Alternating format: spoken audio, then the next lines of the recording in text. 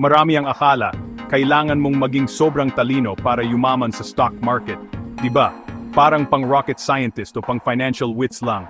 Pero alam nyo, hindi naman talaga yan totoo. Hindi talino ang pinakamahalagang sangkap sa pagiging successful investor. Kahit hindi ka isang investing genius, kaya mong talunin ang mga eksperto. Paano? Simple lang. Ang sikreto ay ang pagmaster sa mga pangunahing katangian na nagbibigay ng tamang mindset sa investing. Dito tayo magpo-focus sa mindset na magdadala sa iyo sa financial freedom.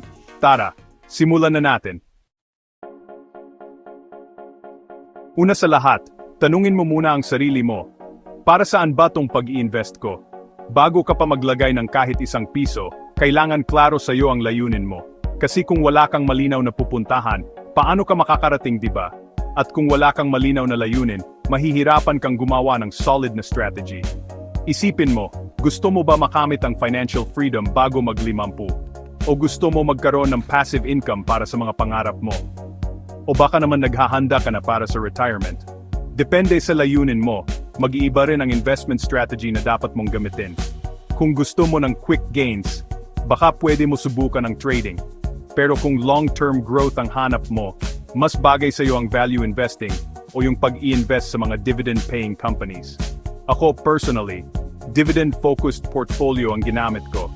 Nagsimula lang ako sa maliit, mga 1,000 piso per year lang ang kita ko noon. Pero dahil sa reinvesting at pagpili ng mga undervalued stocks, kaya kung gusto mo talagang yumaman sa stock market, magsimula ka sa malinaw na layunin. Yan ang magiging compass mo sa iyong investment journey.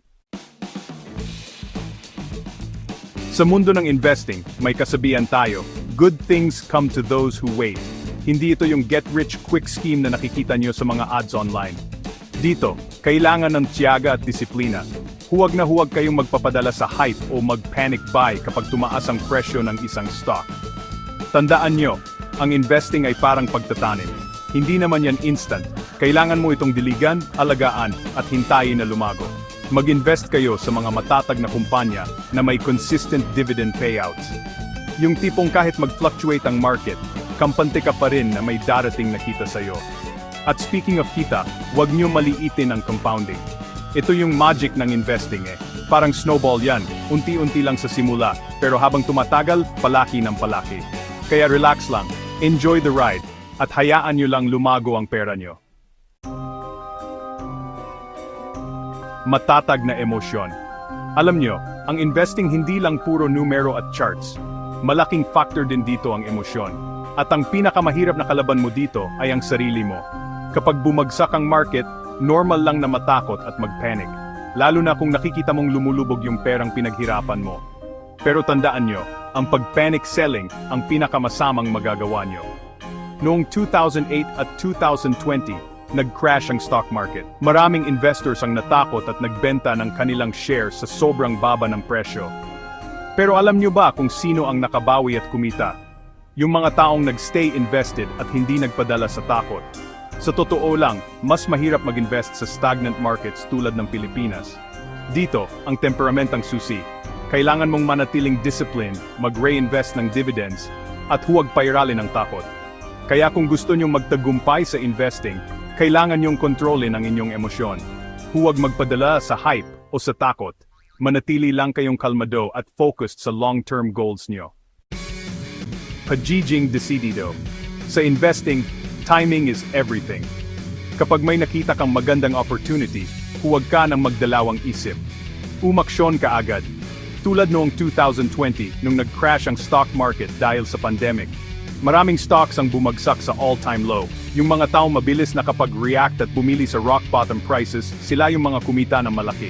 Si Warren Buffett nga, isa sa mga pinakamagaling na investor sa buong mundo, may kasabihan na, be fearful when others are greedy, and be greedy when others are fearful.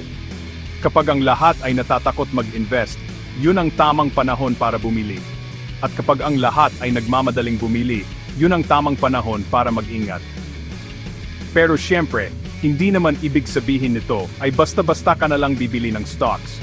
Kailangan mo pa rin gawin ang iyong research at siguraduhing maganda ang fundamentals ng kumpanya, tulad ng ginawa ni Warren Buffett sa Coca-Cola. Noong 1988, bumili siya ng malaking shares sa Coca-Cola kahit na mataas na ang presyo nito. Bakit? Dahil naniniwala siya sa long-term potential ng kumpanya, at hindi nga siya nagkamali. Kaya kung may nakita kayong magandang opportunity, huwag na kayong magpatumpik-tumpik pa. Maging decisive at magtiwala sa research niyo.